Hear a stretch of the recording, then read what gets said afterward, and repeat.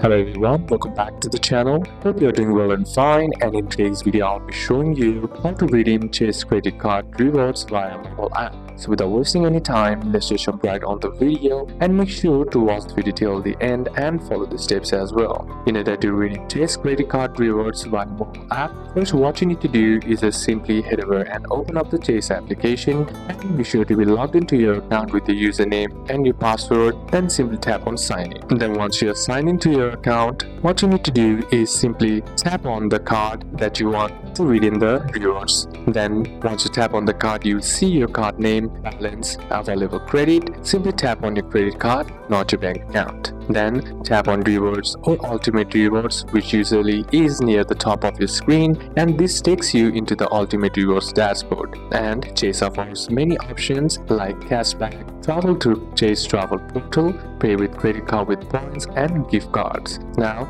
to use the cashback, what you need to do is go to your rewards screen, then simply tap on rewards for cashback. Then choose statement credit, which reduces your card bill, or deposit to bank, which money goes to your checking account. Then once done, simply enter the amount and then tap on redeem, and cashback has no fees and 1 point is equal to 1 cent. Then next is to travel through Chase travel portal, which is good for people who want extra value. Sapphire preferred is 1 point is equal to 1.25 cents. Sapphire reverse is 1 point that equals to 1.5 cents, and freedom or unlimited is normal value, which is 1 cent. Simply select travel right here and then choose flights, hotels, car rentals or cruises, and search and select your tip and then choose with points, and once done, selected will be transferred to your checking account, which is great for maximizing travel value, cancel or refund rules showing before booking. So these are a couple of steps that you can apply,